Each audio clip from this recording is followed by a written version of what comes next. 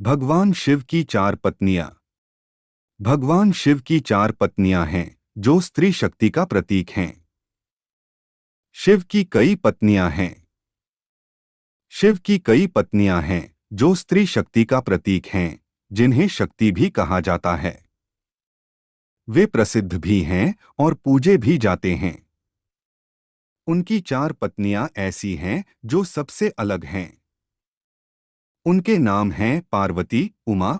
सौंदर्य और यौवन से भरपूर पार्वती प्रेम और रोमांस की देवी हैं। सौंदर्य और यौवन से भरपूर पार्वती प्रेम और रोमांस की देवी हैं। उन्हें गणेश की माता भी कहा जाता है। ज्ञातव्य है कि शिव को गणेश को मारना था, हालांकि उन्होंने अंततः उसे अपना लिया। शिव की एक और पत्नी उमा मातृत्व की देवी हैं। शिव की एक और पत्नी उमा मातृत्व की देवी हैं। स्वभाव वाली देखी जाती है। दुर्गा न्याय की देवी हैं। दुर्गा न्याय की देवी हैं।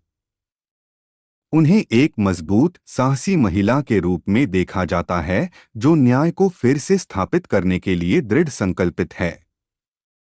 चार प्रसिद्ध पत्नियों में से अंतिम काली को मृत्यु की देवी माना जाता है। चार प्रसिद्ध पत्नियों में से अंतिम काली को मृत्यु की देवी माना जाता है।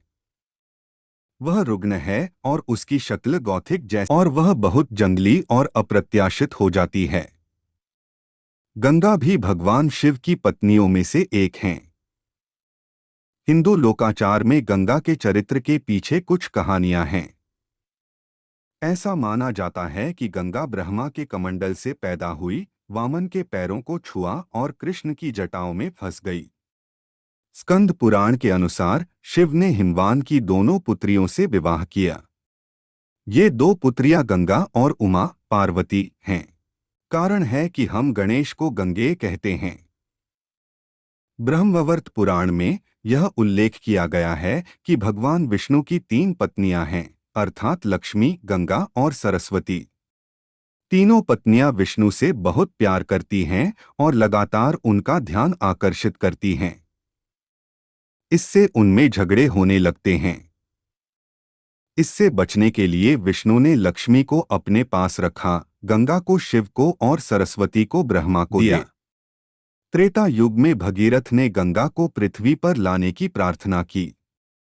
जब गंगा को भी यही आदेश दिया गया तो उसने अपमानित महसूस किया और पूरी पृथ्वी पर बाढ़ लाने का फैसला किया।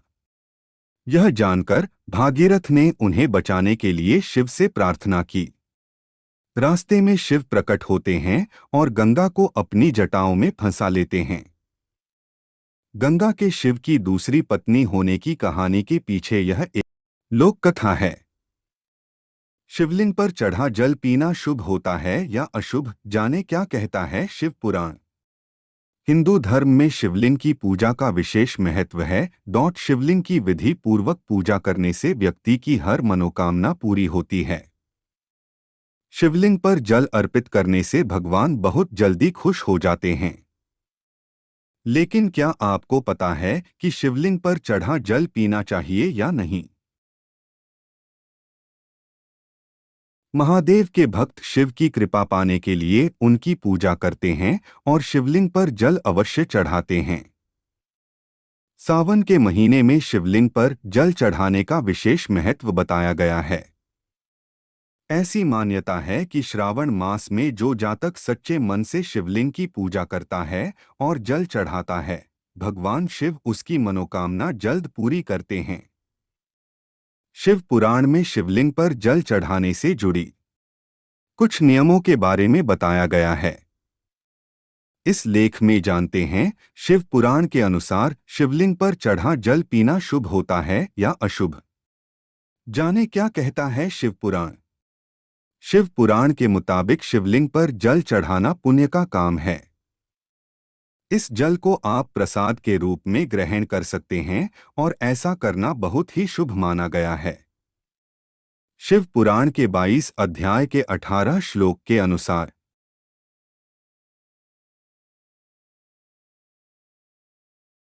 शिवलिंग पर चढ़ा हुआ जल पीना शुभ होता है। शिवलिंग का जल पीने से आपको सभी रोगों से मुक्ति मिलती है। मानसिक रूप से सुकून भी मिलता है और तनाव भी दूर होता है। जीवन की नकारात्मक ऊर्जा भी खत्म होती है। शिवलिंग के ऊपर चढ़ाए गए जल को चरणामृत के समान माना जाता है। इसे आप पी सकते हैं। ऐसा करने से कई प्रकार के रोगों से मुक्ति मिलती है। इन बातों का ध्यान इस बात का ख्याल रखना जरूरी है कि आप शिवलिंग पर चढ़ाए गए जल को जब पिएं तो वह किसी के पैरों पर ना गिरे। मतलब कि आपका चढ़ाया हुआ जल आपके पैरों पर न गिरे। जल पीते समय शिवलिंग को न करे स्पर्श। इस बात का भी ध्यान रखना जरूरी है कि शिवलिंग पर चढ़ाया जल पीते समय शिवलिंग को स्पर्श ना करें। अगर आप ऐसा करते हैं तो आपको शिवलिंग पर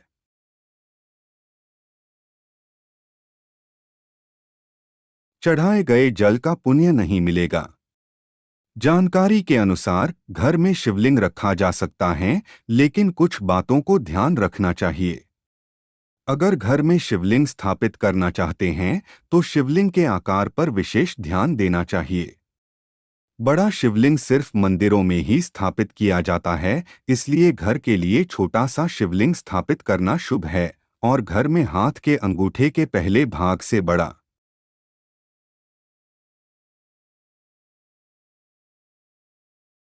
शिवलिंग न रखें। कई लोग कहते हैं कि पारे से बना शिवलिंग घर में रखना शुभ माना जाता है, इसलिए आप पारे से बना हुआ शिवलिंग भी रख सकते हैं। वहीं शिवलिंग के साथ ही गणेश जी, देवी पार्वती, कार्तिकेय स्वामी और नंदी की छोटी सी प्रतिमा भी जरूर रखें। शिव परिवार की पूजा एक साथ करने से पूजा का फल जल्दी मिल सकता है। वहीं शिवलिंग स्थापित करने के बाद रोज सुबह शाम शिवलिंग के पास दीपक जलाना चाहिए। पूजा करें, बिल्व पत्र चढ़ाएं। शिवलिंग रखने के बाद इन बातों का रखें ध्यान। इसी के साथ घर में शिवलिंग रखने पर रखते हैं तो कई बातों का ध्यान रखना चाहिए। यदि आप शिवलिंग की पूजा करने में असमर्थ है तो शिवलिंग को घर में नहीं रखना चाहिए। वहीं घर में शिवलिंग की प्राण प्रतिष्ठा नहीं करवानी चाहिए। उसको वैसे ही रखकर विधि विधान से पूजा करनी चाहिए। उनका नित्य अभिषेक करना चाहिए। इसी के साथ शिव पुराण में कहा गया है कि घर में एक से ज्यादा शिवलिंग नहीं रखने चाहिए। घर के किसी बंद स्थान में शिवलिंग नहीं रखना चाहिए। शिवलिंग को हमेशा खुले स्थान पर रखा जाना चाहिए। वास्तुशास्त्र के मुताबिक शिवलिंग से हर वक्त ऊर्जा का संचार हो रहा होता है, इसलिए शिवलिंग पर हमेशा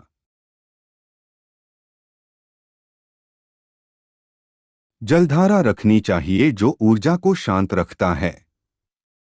कुछ लोग शिवलिंग पर हफ्ते भर में जल अर्पित करते हैं, वह पर्याप्त नहीं होता है। इससे घर में अशांति रहती है। यदि आप धातु का शिवलिंग घर में रखते हैं तो यह सोने, चांदी या तांबे से बना होना चाहिए। उसी धातु का एक नाग भी उस पर लिपटा होना चाहिए। कब खुलती है शिव की तीसरी आंख? शास्त्रों के अनुसार जब विनाश का समय आता है या सृष्टि पर असुरों का अत्याचार बढ़ता है तो भगवान शिव अपनी तीसरी आंख खोलते हैं। मान्यता है कि सृष्टि को बचाने के लिए महादेव ने सबसे पहले अपनी तीसरी आंख खोली थी। पौराणिक कथाओं में भगवान के त्रिनेत्र के रहस्यों के बारे में बताया गया है। कैसे मिली शिव को तीसरी आंख? एक पौराणिक कथा के अनुसार एक बार भगवान शिव ने हिमालय पर्वत पर एक सभा का आयोजन किया था। सभा में सभी देवताओं, ऋषिमुनियों और ज्ञानी लोगों को बुलाया गया। इसी दौरान माता पार्वती वहां पहुंचीं और शिवजी की आंखों पर अपने दोनों हाथ रख दिए, जिससे सृष्टि में अंधेरा छा गया। सूर्य का प्रभाव समाप्त हो गया और धरती पर हाहाकार मच गया। भगवान शिव से यह दृश्य देखा नहीं गया और उन्होंने अपने माथे पर ज्योतिपुंज प्रकट किया, जिससे सृष्टि में वापस रोशनी लौट आई इस ज्योतिपुंज को ही शिवजी की तीसरी आंख कहा गया। जब पार्वती ने शिवजी से तीसरी का आंख रहस्य पूछा, तब शिवजी ने बताया कि उनकी आंखें जगत की पालनहार हैं। अगर वो ज्योतिपुंज प्रकट नहीं करते तो सृष्टि का विनाश हो जाता। इस प्रकार से शिवजी को तीसरी आंख प्राप्त हुई। शिवजी अपनी तीसरी आंख बंद